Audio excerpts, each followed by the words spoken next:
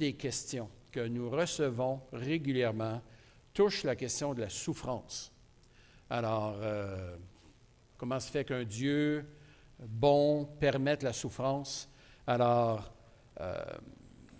on a besoin d'aborder le propos. C'est intéressant parce que Lise et Tommy, dans la classe, ils parlent de ça aussi avec les adolescents aujourd'hui. Alors, vous aurez peut-être des conversations intéressantes autour de la table pour le dîner. Mais on va regarder le thème de la souffrance et on va y aller quand même assez rapidement parce que j'ai 12 points. Donc, on aura compris. On peut reculer encore d'une diapo, Jean Becker. Reculer. Ah bon, OK. Ça va. C'est moi qui avais mal compris. Bon. Alors, face à la souffrance, et on va commencer plus largement. Et ensuite, je vais prendre deux éléments plus philosophiques au départ pour ensuite rentrer un petit peu plus dans les réponses bibliques. Et la Bible n'a pas réponse à tout, hein, vous savez. Et entre autres, par rapport à la souffrance, le problème n'est pas entièrement résolu. On a des pistes de réflexion cependant que les religions n'offrent pas. Et ça, c'est la grande beauté, la grande bonté de la parole de Dieu et du sacrifice de Christ à la croix. Alors, lorsque nous abordons le sujet de la souffrance, il est important, frères et sœurs, que nous ayons une perspective équilibrée. Certains d'entre nous pensent que quand on souffre, Dieu va nous délivrer automatiquement. Non, Dieu ne nous délivre pas toujours.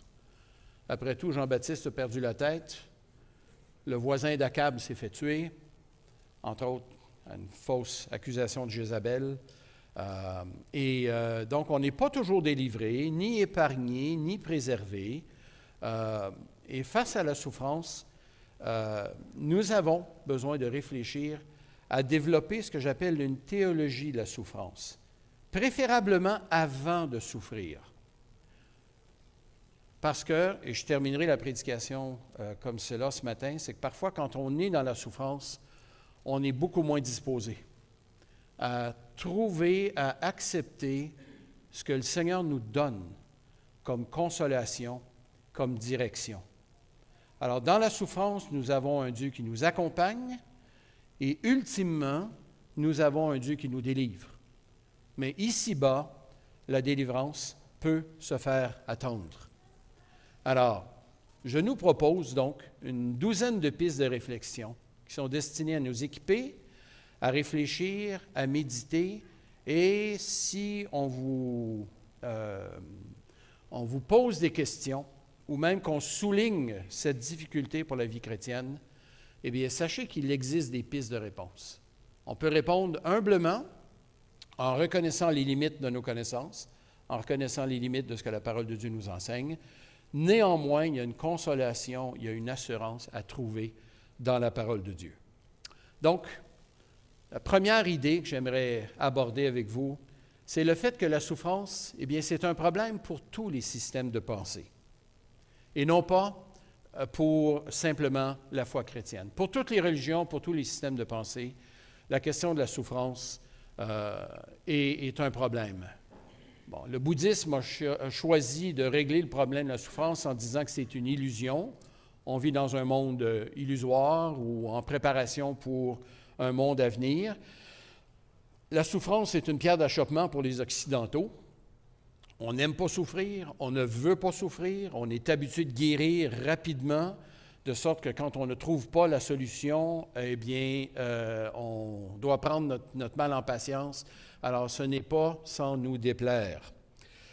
Mais qu'il s'agisse d'autres religions, d'autres philosophies, et même pour l'athéisme, la souffrance est un problème fondamental et qui demeure en partie insoluble, peu importe le système de pensée. Alors, quand les gens nous disent « Ah, vous, les chrétiens, il y a une question à laquelle vous pouvez répondre, vous ne pouvez pas répondre », eh bien, bienvenue dans la famille, parce que tous les systèmes de pensée ont de la difficulté avec le problème de la souffrance. Maintenant, refuser de devenir chrétien à cause de la souffrance, c'est se priver de la consolation et de la délivrance ultime qu'offre Dieu le Père par Jésus-Christ. Donc, la Bible a une réponse à la souffrance. Elle en a plusieurs. Ce ne sont pas toutes des réponses immédiates, mais il nous donne plusieurs pistes de réflexion. Alors, première idée, donc, c'est que le problème de la souffrance, c'est un problème pour tout le monde, pas seulement pour les chrétiens. Deuxièmement, c'est qu'il nous faut distinguer entre la souffrance et le mal, ou entre le mal et la souffrance. La notion de mal ne renvoie pas seulement à la question de la souffrance, le mal renvoie souvent à une question de moralité. Qui dit mal présuppose le bien, n'est-ce pas? Alors, quand on dit qu'une chose est mal, c'est parce qu'on a une certaine idée en quoi consiste le bien. Même quand on parle de Dieu qui aurait permis la souffrance et que c'est mal, ça aurait été mal pour Dieu de faire une telle chose, on présuppose donc une notion de bien à laquelle nous devons tous répondre. Seulement, lorsqu'on arrive à Dieu, qui est l'auteur du bien, qui est lui-même ce qui détermine le bien, de vouloir amener Dieu à la barre des accusés et lui dire qu'il doit rendre compte de la présence du mal dans le monde, bien, c'est se poser en juge, mais c'est reconnaître aussi qu'il existe un bien. Et ce bien-là n'est pas sorti de nulle part. En philosophie, on appelle ça l'argument moral. C'est-à-dire que si on a une notion du bien et du mal, bien, ça ne nous vient pas de nous-mêmes. Ça vient d'une norme extérieure qui fait en sorte que, eh bien, on a cette conscience du bien et du mal. Peu importe le degré auquel on a cette conscience, on a quand même cette conscience du bien et du mal. Et je suis étonné d'entendre les profs de philo, les journalistes régulièrement s'en prendre à la foi chrétienne, mais leurs arguments sont truffés d'arguments moraux. On ne devrait pas penser comme ça. Ces gens-là ne devraient pas dire ça. On les entend dire ça. Et pourtant, en disant cela, ils utilisent les notions de bien ou de mal. D'où tirent-ils ce bien ou ce mal? Donc, qui dit mal, qui dit bien aussi, mais le mal et la souffrance sont aussi à distinguer. C'est-à-dire que toute souffrance n'est pas nécessairement mauvaise au plan moral. La souffrance a souvent une composante morale, mais pas toujours. Il existe une souffrance physique, par exemple, une souffrance psychologique. Et en ce sens, la souffrance implique une douleur, mais pas nécessairement un mal moral. Notre sentiment de justice est fortement mis à mal là, quand on souffre, mais sachons que tout mal n'est pas nécessairement moral. Il peut y avoir une souffrance qui... je vais reprendre cette phrase-là. Toute souffrance n'est pas nécessairement un mal moral. On peut souffrir physiquement sans qu'il y ait un aspect moral derrière cela. Troisièmement, selon la Bible, la souffrance n'est pas incompatible avec la bonté de Dieu ou la puissance de Dieu. On entend souvent dire « Ah, si Dieu était tout-puissant et qu'il est tout-aimant, comme on dit qu'il est, hein, qu'il aime parfaitement et qu'il est parfaitement juste, qu'il est parfaitement ou tout-puissant, eh bien, il ne permettrait pas la présence du mal, du péché, de la souffrance. Le péché est quand même une notion qui est quand même fortement rattachée à la présence de Dieu lui-même, mais même si on l'excluait, les gens disent bien que la présence du mal, l'existence du mal est incompatible soit avec un Dieu qui nous aime, soit avec un Dieu qui est tout-puissant. Donc, dans plusieurs milieux, on règle cette équation en éliminant une des deux parties de l'équation. Soit Dieu n'est pas tout-puissant, soit Dieu qui ne nous aime pas autant qu'il dit nous aimer. On en vient donc à éliminer une des deux composantes. En fait, si vous connaissez vos mathématiques, vous pouvez changer les choses de cadran et vous pouvez mettre un autre élément dans l'équation pour faire en sorte que tout soit équilibré. La souffrance, la toute-puissance de Dieu, la bonté de Dieu font partie de la même équation Et la Bible les maintient en équilibre. Bon, nos mathématiques ne sont pas toujours celles de Dieu, j'entends, mais certains, je viens de le mentionner, choisissent donc de régler cette équation en niant une des deux composantes. Soit Dieu n'existe pas, soit son amour n'existe pas, soit la souffrance n'existe pas, soit Dieu n'est pas tout-puissant. Mais on en arrive à des solutions qui ne sont pas selon la parole de Dieu. Comment choisir de régler cette équation? Alors, certains vont choisir, sans nier, ils vont amoindrir un des côtés de l'équation.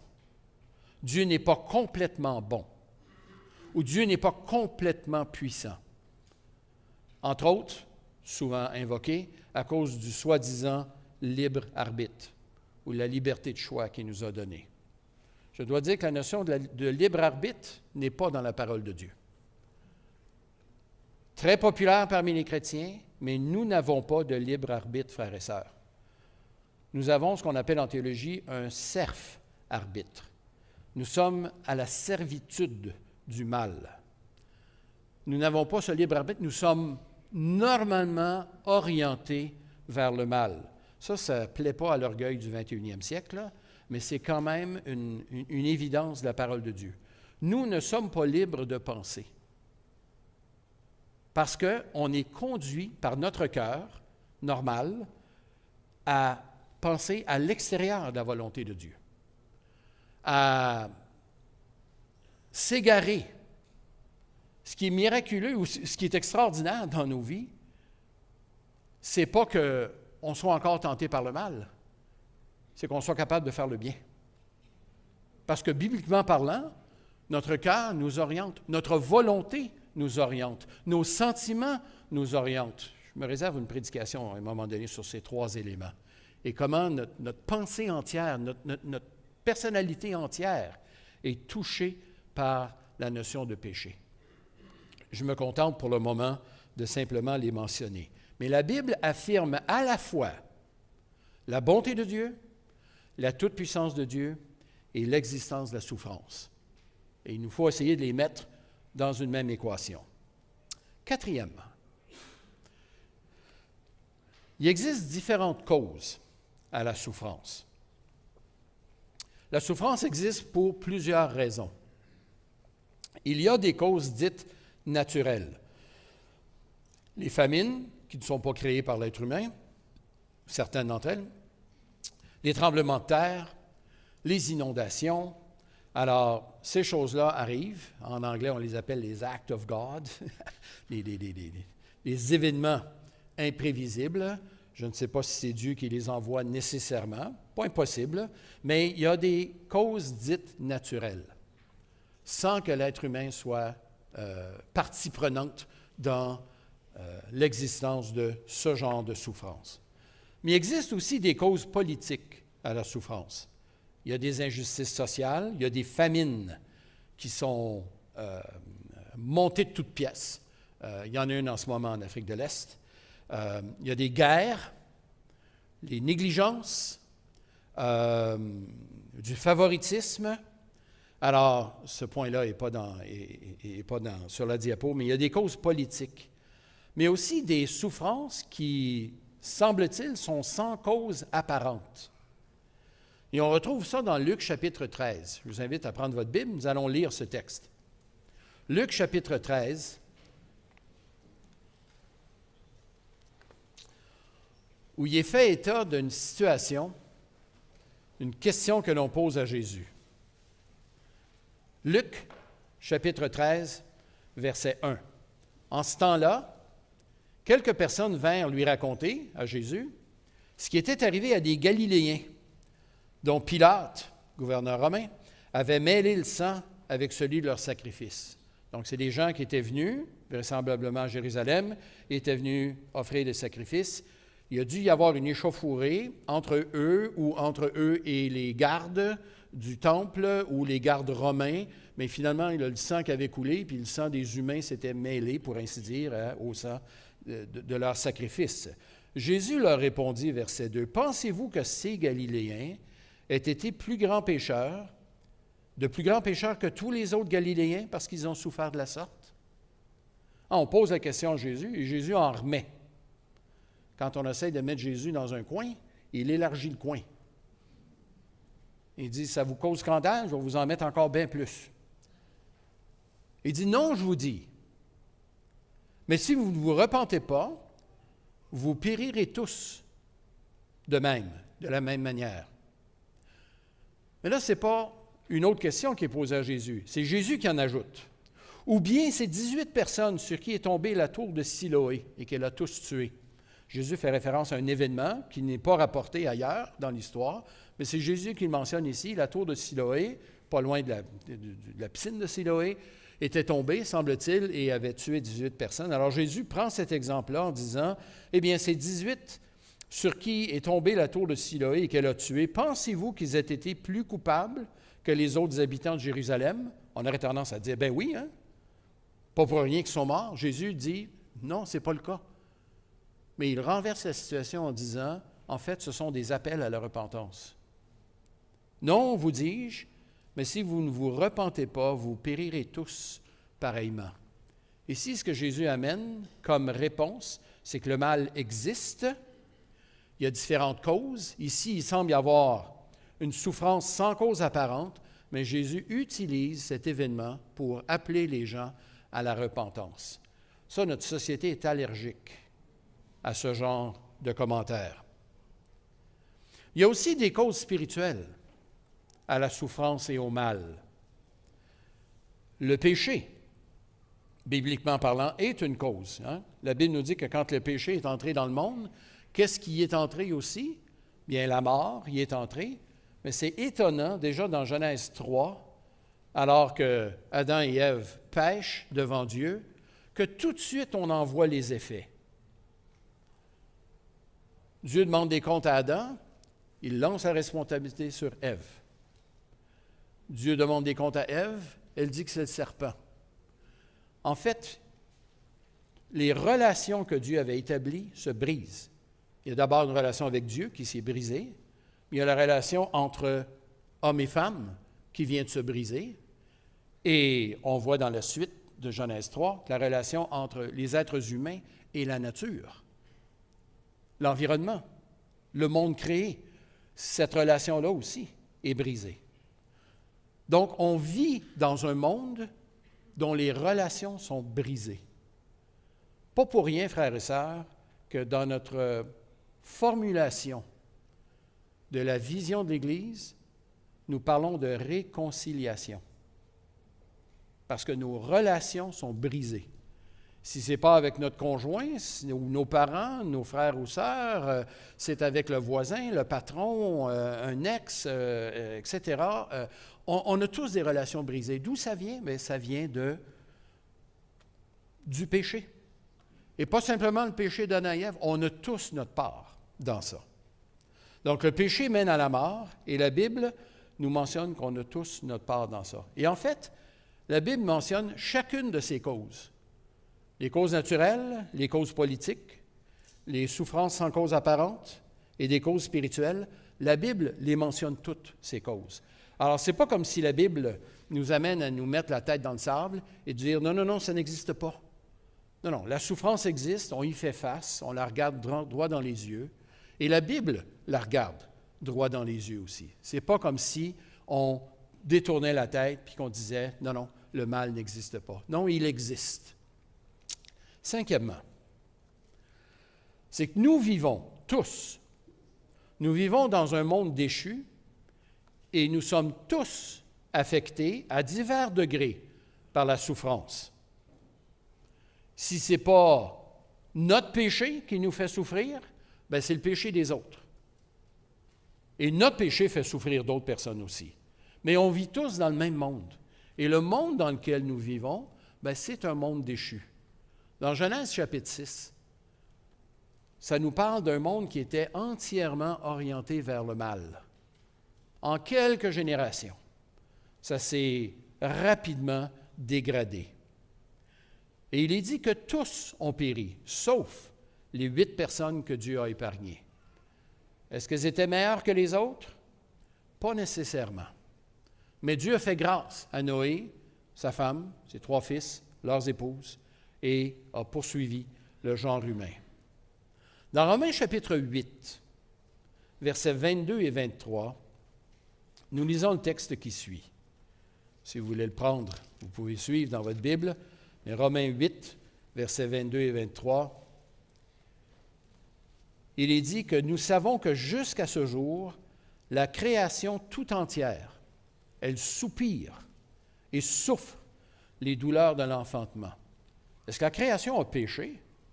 Bien, nous avons péché, les êtres humains. Mais notre péché affecte la création. La création tout entière souffre et soupire et souffre les douleurs de l'enfantement. Bien plus, nous aussi qui avons les prémices de l'Esprit, bien, nous aussi nous soupirons en nous-mêmes en attendant l'adoption, la rédemption de notre corps. Ce n'est pas comme si les chrétiens sont épargnés de la souffrance. Si on est venu à Christ pensant qu'on serait épargné de la souffrance, on fait face à une dure réalité et à une très mauvaise surprise. Parfois, appartenir à Christ amène plus de souffrance, plus de difficultés. On se retrouve en porte-à-faux avec nos familles, nos anciens amis. On veut être honnête dans un monde malhonnête. On veut être pur dans un monde impur. On va lire un texte tout à l'heure d'un Pierre qui va nous parler de ces choses. Alors, nous vivons tous dans un monde déchu. Ce n'est pas juste mon péché à moi qui m'affecte. Mon péché à moi en affecte d'autres et je vis dans un monde qui est affecté par le péché. Alors, je ne dois pas me surprendre. Nous ne devons pas nous surprendre que la souffrance existe, que le mal existe, parce que nous vivons tous dans ce monde. Un monde qui est déchu, un monde qui est pécheur. Et nous vivons cette souffrance à des degrés divers, mais tôt ou tard, nous y passons tous. Sixièmement, on arrive dans les aspects un peu plus positifs, à savoir que la Bible nous dit que Dieu connaît nos souffrances. Dieu connaît nos souffrances et il n'y est pas insensible non plus. Vous vous souvenez quand Dieu appelle Moïse dans le buisson ardent, et qu'il lui dit, il dit à Moïse de s'approcher, d'enlever ses sandales, et parce que là où il se tient, c'est une terre sainte. Et Dieu lui dit, j'ai vu la souffrance de mon peuple en Égypte. J'ai entendu leurs cris. Je connais leur détresse et je suis descendu. Si notre compréhension de Dieu amène Dieu à être détaché de notre quotidien, je vous invite à reprendre votre lecture de certains passages. Parce que la Bible nous dit que Dieu est attentif à nos cris, qu'il penche l'oreille pour entendre nos prières. Psaume 116 et d'autres textes comme ceux-là. Donc, quand nous vivons, quand tu vis des moments de solitude, d'abandon, de confusion, eh bien, ces moments sont normaux, mais ils trouvent leur apaisement, ne serait-ce que partiel, dans le fait que Dieu connaît nos souffrances. Et ça, j'ai besoin de me le rappeler, que Dieu connaît mes souffrances. Dieu sait ce par quoi je passe. S'il n'intervient pas tout de suite, ce n'est pas parce qu'il n'est pas au courant. Ce n'est pas parce qu'il est sourd, ce n'est pas parce qu'il est en vacances, comme les Baals. Hein? Non, Dieu est présent, il nous entend, il compatit avec nous. Il peut choisir de répondre tout de suite ou de suspendre sa réponse, mais nous n'informons pas Dieu lorsque nous le prions au sujet de nos souffrances ou que nous prions pour les souffrances de quelqu'un d'autre. Dieu est déjà au courant. Et quel réconfort je peux trouver dans le fait que Dieu connaît mes souffrances. Quand on ne souffre pas beaucoup, on en est moins conscient. Mais quand on passe par des moments de souffrance, et que ça nous fait du bien de savoir que Dieu est conscient, présent et concerné par ce que nous vivons. Septièmement, une dimension unique à la foi chrétienne par rapport à toutes les autres religions, c'est que Jésus a lui-même appris l'obéissance par la souffrance. Ça ne veut pas dire qu'à chaque fois qu'on souffre, c'est qu'on a besoin d'apprendre. Il ne faut pas faire dire au verset ce qu'il ne dit pas. Mais la Bible nous dit, dans Hébreux, chapitre 5, versets 7 et 8, nous allons le lire. Hébreux, chapitre 5, versets 7 et 8, vous aurez compris qu'on est dans une étude thématique ce matin, là. Parlant de Jésus, il est dit, « C'est lui qui, dans les jours de sa chair, offrit avec grand cri et avec larmes des prières et des supplications. » Il y a probablement une référence ici à la prière de Jésus au jardin de Gethsémani. Il adressait des prières et des supplications à celui qui pouvait le sauver de la mort. Et c'est dit, ayant été exaucé à cause de sa piété, il a appris, bien qu'il fût fils, il a appris l'obéissance par ce qu'il a souffert.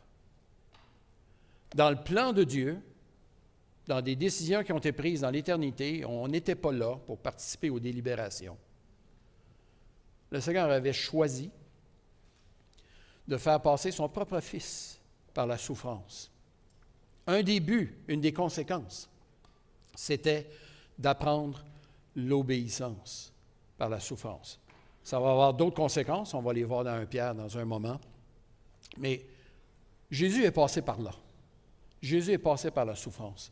Et la souffrance qu'il a traversée est encore, pas au plan physique, mais au plan moral, bien supérieure à tout ce que nous pourrions vivre, parce que lui, ayant vécu une éternité dans sa relation avec le Père, cette unité, cette relation a été déchirée à la croix. Quand Jésus s'est exclamé, « Mon Dieu, pourquoi m'as-tu abandonné ?» Ce n'était pas seulement un cri de désespoir, comme certains le pensent. Non, il y a comme eu une espèce de déchirure dans la Trinité à ce moment-là, où le Fils a été séparé du Père, que le Fils a été livré pour nos péchés. Bon, ça, on va le voir aussi dans 1 Pierre, là. Mais c'est pour signaler qu'il y a des dimensions dans la foi chrétienne qu'on ne trouve pas ailleurs.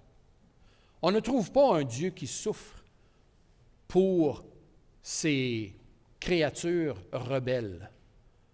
Les dieux grecs et les dieux romains, au contraire, se faisaient servir. Et si ça ne faisait pas leur affaire, envoyaient une petite guerre, s'incarnaient temporairement, participaient à la bataille eux-mêmes. J'ai lu l'Iliade il y a 2 ans, pendant l'été. Je n'ai pas compris grand-chose, sinon qu'il y a de la guerre tout le temps et que les dieux sont impliqués. La version que je lisais était un peu plus littérale. Mais c'était le fouillis au plan des dieux. Ce n'est pas le Dieu de la Bible, ça. Le Dieu de la Bible est préoccupé par ce que nous vivons, et en fait, il a envoyé son propre Fils, non pas dans la bataille pour tuer des êtres humains, mais pour les sauver. Le Fils de Dieu a paru afin de nous délivrer de la mort et de celui qui avait la puissance de la mort. Alors, prenons garde de tisser ou d'établir des liens directs entre péché personnel et souffrance, parce que Jésus a souffert, mais sans avoir péché. Donc, quand on veut réconforter quelqu'un, parfois on va le décharger de toute responsabilité, mais parfois on va y en mettre plus qu'il faut sur les épaules, et si on ne le dit pas, parfois on le pense. Et je parle à titre personnel ici. Des fois, des gens souffrent, je me suis dit, pas surprenant. Bon, pas grande compassion dans un geste comme celui-là, mais on a besoin d'apprendre à grandir dans notre compréhension de la souffrance et de la compassion aussi. 8e, non seulement Jésus a appris l'obéissance par la souffrance, mais la Bible nous annonce que Jésus s'est chargé de nos souffrances. Non seulement il a souffert, mais il a pris des souffrances qui n'étaient pas les siennes. Et ça, on ne le retrouve pas non plus dans les autres systèmes religieux. On ne trouve pas un Dieu qui prend sur lui la souffrance de son peuple. Déjà dans le Deutéronome, Dieu avait dit en Deutéronome 4, « Quel Dieu, parmi les nations, est allé chercher un peuple, le sorti et l'emmener, va le conduire dans un bon pays. Et pensez pas que c'est à cause de vos beaux yeux, c'est parce que l'Éternel vous aime. » Je paraphrase, là. Mais ce n'est pas parce que vous êtes le meilleur ou le plus grand de tous les peuples. Non, c'est parce que l'Éternel vous aime. Déjà dans l'Ancien Testament, on avait cette notion d'un Dieu qui aime son peuple. Si vous pensez que le Dieu dans l'Ancien Testament est toujours enragé, là, lisez donc le Deutéronome. Okay? les 30 quelques chapitres qui y sont là, ça recadre un peu notre compréhension de l'amour de Dieu. Si vous n'êtes toujours pas convaincu, allez faire un petit tour dans Isaïe 40 à 66. Ça aussi, ça va aider à repréciser notre compréhension de Dieu de l'Ancien Testament. Dieu de l'Ancien, c'est le même que le Dieu du Nouveau, et le Dieu qui a aimé son peuple, eh bien, maintenant, il nous aime en Jésus-Christ, et Christ a pris sur lui nos souffrances.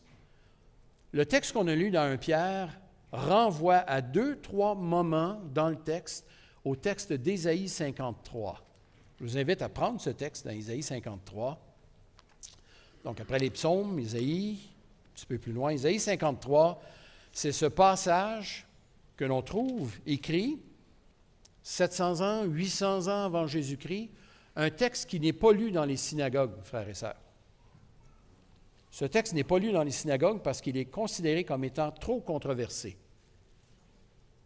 Alors, plusieurs Juifs ne connaissent pas ce texte. Alors, si vous avez une discussion avec un Juif, je vous invite à lui faire lire Ésaïe 53. Et préférablement dans sa Bible à lui. Bible hébraïque, souvent ils connaissent un petit peu d'hébreu, du moins les plus conservateurs, mais ils ne connaissent pas Ésaïe 53, texte dans lequel il est dit au sujet du serviteur de l'Éternel, il est dit, verset 4, « Certes, ou en fait, ce sont nos souffrances qu'il a portées, c'est de nos douleurs qu'il s'est chargé, et nous l'avons considéré comme atteint d'une plaie, comme frappé de Dieu et humilié. » Les Juifs pensent que ce texte-là, quand ils sont en contact avec ce texte-là, ils l'interprètent maintenant à la façon qu'Israël paye pour les péchés du monde, que le serviteur de l'Éternel qui souffre, c'est Israël qui souffre pour les péchés du monde. Mais dans Isaïe 49, où il est également question du serviteur de l'Éternel, le serviteur de l'Éternel, c'est quelqu'un au sein du peuple de l'Éternel qui est envoyé pour ramener Israël à Dieu. Donc, le serviteur, ce n'est pas Israël. Ça l'est peut-être à Isaïe 42, mais à Isaïe 49, ce deuxième chant du serviteur nous parle d'un serviteur qui ramène à Dieu Israël. Donc, c'est donc un membre ou quelqu'un, un individu qui ramène Israël à Dieu. Et ici, au chapitre 53, où il est encore question de ce serviteur, eh bien, il paye pour les péchés, les douleurs, les souffrances.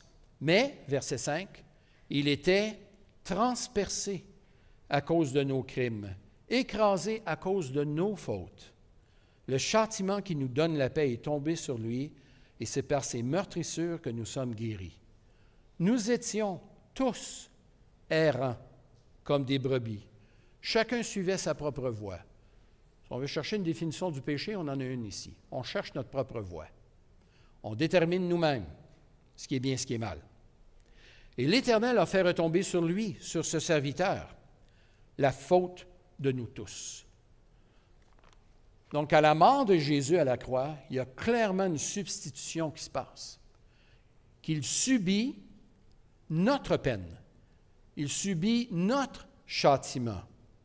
Pour prendre le langage de Jésus lui-même, dans Marc chapitre 8, verset 31, lorsque lui-même annonce sa propre mort, Jésus dit, au verset 31, c'est Marc qui rapporte, qu'il commença à leur apprendre qu'il fallait que le Fils de l'homme souffre beaucoup, qu'il soit rejeté par les anciens, par les principaux sacrificateurs et par les scribes, qu'il soit mis à mort et qu'il ressuscite 3 jours après.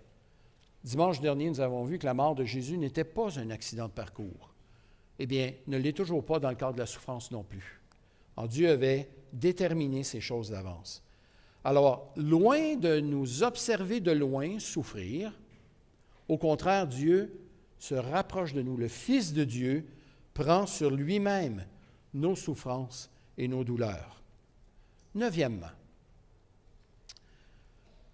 la réponse divine à nos souffrances ne consiste pas à minimiser nos souffrances, ni à les nier.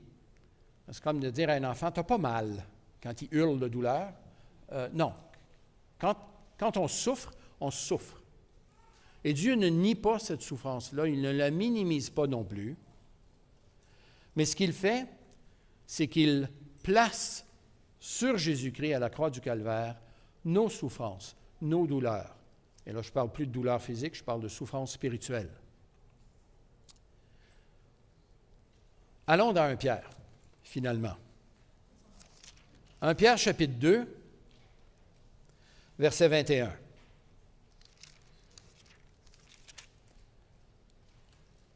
Les frères, je pense que vous avez repris l'étude de 1 Pierre, ou ce sera très bientôt.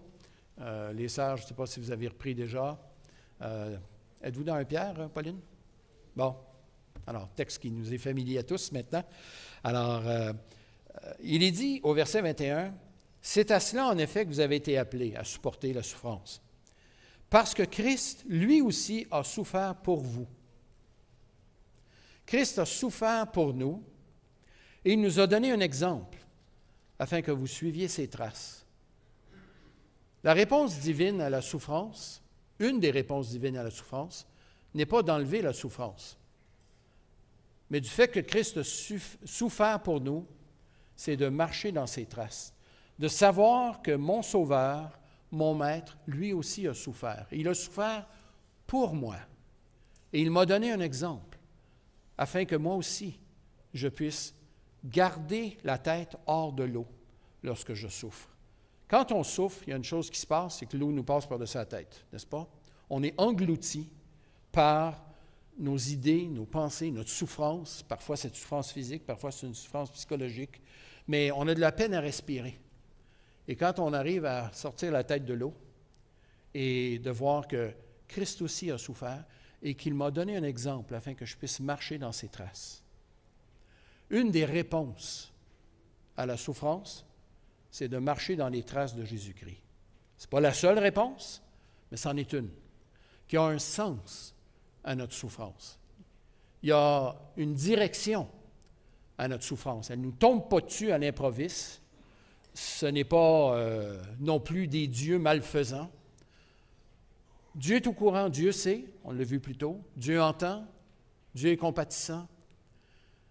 Mais lorsque l'on souffre, on peut savoir qu'on est en bonne compagnie. On est en compagnie de Jésus-Christ. On marche dans ses traces. Maintenant, n'allons pas résumer la mort de Christ à simplement au fait qu'il nous a donné un exemple. Il y en a beaucoup qui aimeraient dire une telle chose et qui réduisent la mort de Christ à un exemple, soit un exemple d'amour envers le Père. Non, parce que la suite du texte élargit encore plus cette compréhension de la mort de Christ. Il est dit au verset 22, dans le même souffle donc, « Lui qui n'a pas commis de péché, dans la bouche duquel il ne s'est pas trouvé de fraude, allusion à Isaïe 53, lui qui insulté ne rendait pas l'insulte, souffrant ne faisait pas de menace, mais s'en remettait à celui qui juge justement, autre exemple à suivre. Mais c'est le verset 24 où je vais attirer notre attention ici. Lui qui a porté nos péchés en son corps sur le bois. 1 Pierre chapitre 2 affirme à la fois la souffrance exemplaire de Christ, mais aussi sa mort en substitution pour la nôtre. En théologie, on appelle ça la mort propitiatoire. C'est-à-dire que Dieu nous est rendu propice en ce que maintenant nos péchés ne sont plus sur nous, ils ont été placés sur Jésus-Christ, et Dieu nous regarde maintenant d'un œil favorable. Donc, lui, il a porté nos péchés en son corps sur le bois dans un but, afin que, morts au péché, nous vivions pour la justice, lui dont la meurtrissure vous a guéri. Encore une allusion à Isaïe 53. Donc, on a un exemple dans la personne de Jésus-Christ et on a le but même de sa mort, qui n'est pas d'enlever notre souffrance, mais d'y donner un sens, d'y donner une direction. Neuvièmement, les souffrances du temps présent, selon d'autres textes, entre autres Romains, les souffrances du temps présent n'ont pas de commune mesure avec la gloire à venir. Et ça, ce n'est pas simplement une maigre consolation psychologique. Les athées aimeraient nous faire croire ça. Les psychologues de la religion, non-croyants, aimeraient nous faire croire ça. La Bible annonce sans détour hardiment, si je reprends un adverbe de la semaine dernière, que nos souffrances, en ce moment, vont avoir un terme, une fin, mais qu'en ce moment, elles sont transformées, pour ainsi dire. Elles n'ont rien de... En termes de mesure, elles n'ont pas de commune mesure avec la gloire qui nous est réservée. Si je souffre, je sais que Dieu sait et que Dieu va récompenser. Tout ça tient ensemble. Non pas qu'on doit chercher la souffrance simplement pour avoir plus de gloire. C'est déjà assez souffrant de souffrir qu'on ne cherche pas à en ajouter. Mais je sais que mes souffrances ont un sens et je sais que mes souffrances auront une récompense, pour ainsi dire. Paul dit qu'il n'y a pas de commune mesure entre la souffrance actuelle et la gloire à venir. 2 Corinthiens chapitre 4, versets 16 à 18, je ne le lirai pas, mais vous pouvez le noter. Ça nous dit que nous regardons non pas aux choses visibles, mais aux choses qui sont invisibles. Parce que les choses invisibles sont éternelles. Si je ne regarde qu'à la souffrance, et Paul, dans 2 Corinthiens, en avait subi son lot, entre autres avec les Corinthiens, alors ces souffrances, eh bien, ne sont pas ce qui devrait attirer nos regards, mais de regarder plus loin. On ne nie pas la réalité de la souffrance, mais on apprend à regarder plus loin. 11e, la souffrance demeure une réalité présente. Mais, toujours dans 1 Pierre, on sait que la souffrance est temporaire. 1 Pierre, chapitre 5, verset 10. Un texte que je chéris, frères et sœurs.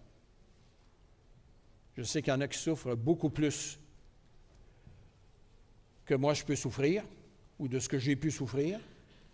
Et il ne s'agira pas de tous se peser à la balance de la souffrance, chacun. On n'est pas en concurrence les uns contre les autres. Mais on est tous appelés, par exemple, à nous rappeler cette promesse au verset 10.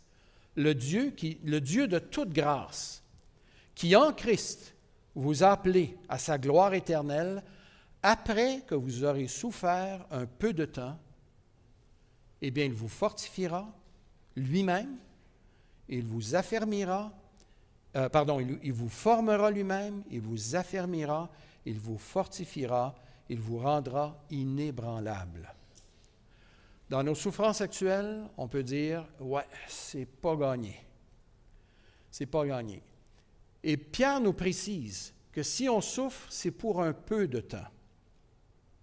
Une des conséquences de la souffrance dans nos vies, frères et sœurs, c'est que le temps arrête. Vous avez déjà vu des films où il y a juste le personnage principal qui continue à bouger, puis tout le restant est arrêté? Je pourrais vous donner plusieurs titres de films, là, mais ce n'est pas le but. Mais il y a cet effet-là de la souffrance dans nos vies. On dirait que le temps ralentit et même que le temps arrête. Que tout ce qu'on vit dans le moment, là, c'est la souffrance. C'est on souffre dans le moment présent. Alors ça, c'est une des conséquences de la souffrance, c'est qu'elle vient tordre notre perception du temps. Mais le temps continue. Et cette suite dans le temps, Pierre nous dit, eh bien, c'est Dieu qui est à l'œuvre et qu'il va nous former, nous affermir, nous fortifier, nous rendre inébranlables. Le temps joue de notre côté. Extraordinaire. Le temps joue de notre côté dans la souffrance. Alors, Pierre nous précise qu'on souffre pour un peu de temps.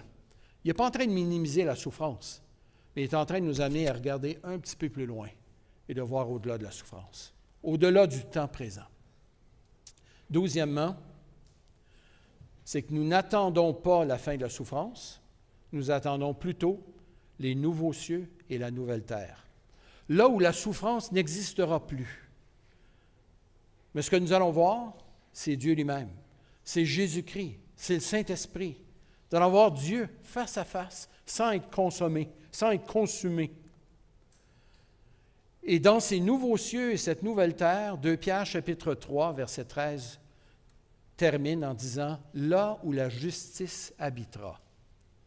Si on souffre à cause de l'injustice humaine, parfois c'est la nôtre, parfois c'est celle des autres, La bonne nouvelle, c'est que cette justice ultime sera accomplie en Jésus-Christ dans l'éternité, là où la justice habitera.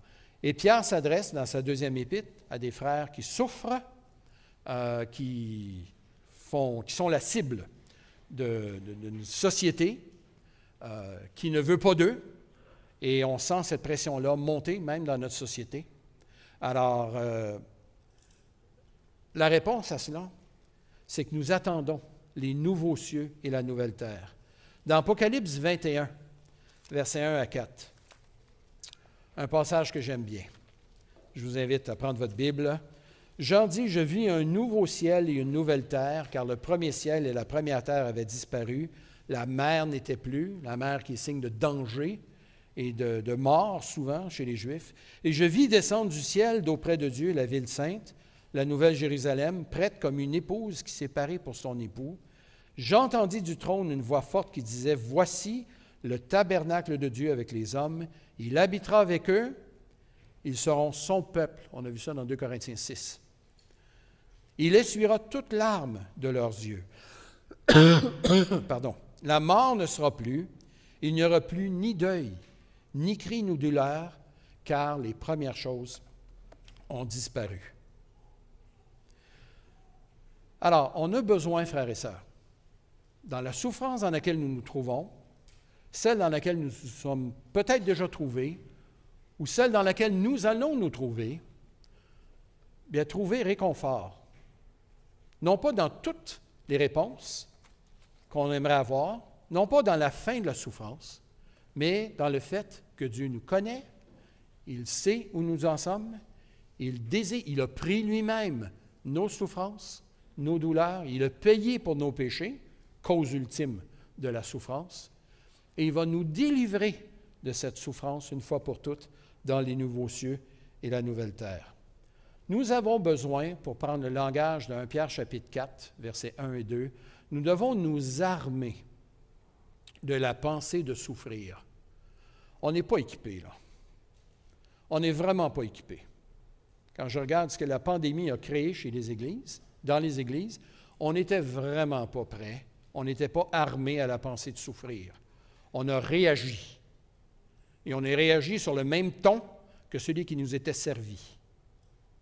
Ce n'est pas la façon chrétienne, ça. On a crié à l'injustice, on a crié à la persécution dans certains milieux. Je vous invite à relire 1 Pierre et à écouter la conférence qui a eu lieu, les Bauman Lectures qu'on a eues à TBS au mois de septembre, où on a regardé ces textes-là dans 1 Pierre. Une excellente conférence. C'est en anglais, ça sera disponible à un moment donné, ça ne l'est pas encore. Mais on a besoin de nous armer de la pensée de souffrir et non pas simplement de réagir. Et on a besoin de s'équiper avant que la souffrance nous frappe. Et je termine par une anecdote personnelle, qui n'est pas le fait que moi j'ai souffert, mais il y a plusieurs années, et on était encore au bâtiment sur Jeanne d'Arc. On avait notre rencontre du soir, et quelqu'un que je ne connaissais pas, qui avait l'air un peu abîmé, est venu me trouver 7h moins 2. Notre célébration commençait à 7h. Il a dû deviner que c'est moi qui prêchais, j'avais une cravate. Alors, il est venu me voir, et puis il m'a dit, « Toi qui es pasteur ici? » J'ai dit, « Je suis un des pasteurs, oui. » Et il m'a dit, « J'aimerais ça que tu pries pour moi. » Allez donc refuser de prier, hein, pour quelqu'un. Alors, je dis certainement, mais je dis, restes-tu pour la célébration, restes-tu pour notre rencontre? Il dit oui, mais je dis, OK, on s'en reparle tout à l'heure. Alors, après la célébration, il vient me voir, c'est ça, il était assez amaigri. Il me dit, écoute, j'aimerais ça que tu pries pour ma guérison. Bien, gloire à Dieu. Il voulait que je prie pour sa guérison. Mais il me dit, je vous connais, vous autres les pasteurs. Il dit, tu vas prier à haute voix pour ma guérison, mais il dit, silencieusement, tu vas dire à Dieu que ta volonté soit faite. Il dit, je ne veux pas que tu y penses. Je ne veux même pas que tu y penses. Alors, je dis, bien ça ne t'appartient pas à ce que je pense, là. Mais je voyais ce que je pense être un frère, mais qui souffrait physiquement. Puis il me dit, j'ai un cancer généralisé, je suis plein de métastases. Puis effectivement, là, sa couleur et sa qualité de peau en rendaient témoignage. Alors, je dis, bien, j'ai dû lui dire, parce que là, on a eu un entretien d'à peu près 10 minutes, dans lequel je voulais lui rendre ses attentes un peu plus en lien avec la parole de Dieu, mais j'ai dû lui dire 10 fois dans ces 10 minutes, je vais prier pour toi, là. Mais je veux discuter de certaines choses avant. J'ai demandé, pourquoi tu voudrais que je prie pour ta guérison? Et il me répond, bien, Dieu, c'est un Dieu de vie.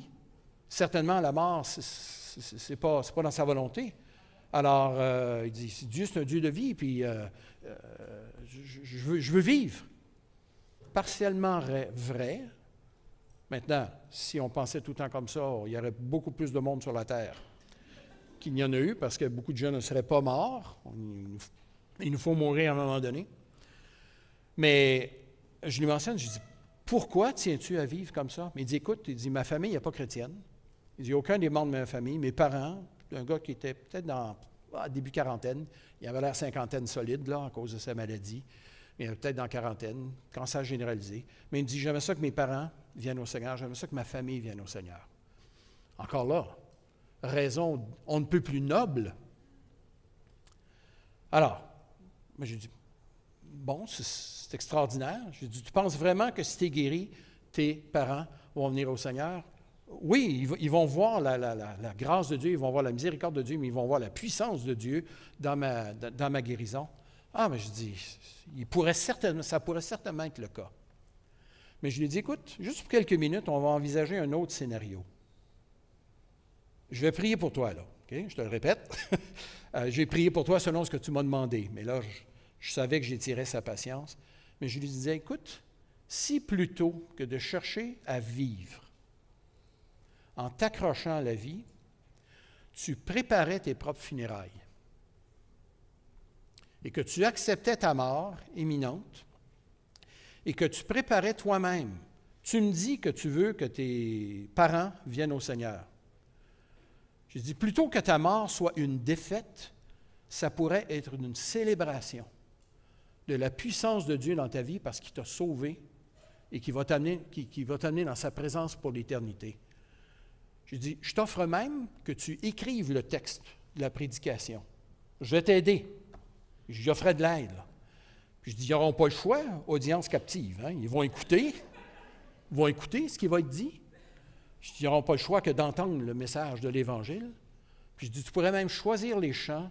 On pourrait orienter cette célébration, non pas comme une défaite, mais comme une victoire de Jésus-Christ à la croix. Et à ma grande tristesse, il me dit, non, je ne suis pas prêt à faire ça. Il était rendu trop loin, je pense, dans sa souffrance, mais il n'avait pas réfléchi à ces choses d'avance. Pour être capable de faire en sorte que, même dans la mort, quiconque croit en moi vivra, disait Jésus, hein, quand même il serait mort. On a besoin de se développer une théologie du mal, de la souffrance et de la mort avant que ça arrive. La mort viendra bien un jour, là, mais la souffrance peut venir pas mal avant. Et elle est peut-être déjà bien enracinée dans plusieurs de vos vies. Et la solution, ce n'est pas simplement d'attendre, mais de faire en sorte qu'en ce moment, on puisse vivre pour la gloire de Dieu. Et que même dans la souffrance, les gens puissent savoir qu'on s'accroche à Dieu lui-même. Pas à ce qu'on aimerait recevoir de lui, mais dans sa toute-puissance, dans sa toute-souveraineté. De sorte que, dans ma souffrance, j'ai un Dieu qui m'accompagne. Et ultimement, un Dieu qui me délivre. Alors, frères et sœurs, selon 1 Pierre 4, versets 1 et 2, armons-nous de cette pensée de souffrir. Recevons la consolation de Dieu et équipons-nous à répondre à ceux qui nient l'existence de Dieu à cause de la souffrance. Ces gens, malheureusement, souffrent de myopie existentielle. C'est-à-dire que la souffrance fait partie de notre existence, mais on a besoin de s'ouvrir les yeux, d'ouvrir la parole de Dieu et de savoir que Dieu veut nous consoler, nous affermir, nous encourager, nous transformer par cette souffrance. Vous allez peut-être dire, facile à dire quand tu ne souffres pas, on a tous nos degrés, on a tous nos moments de souffrance. Ne nous privons pas de la grâce de Dieu dans nos vies à cause de la souffrance, mais au contraire, embrassons cette grâce de Dieu. Amen.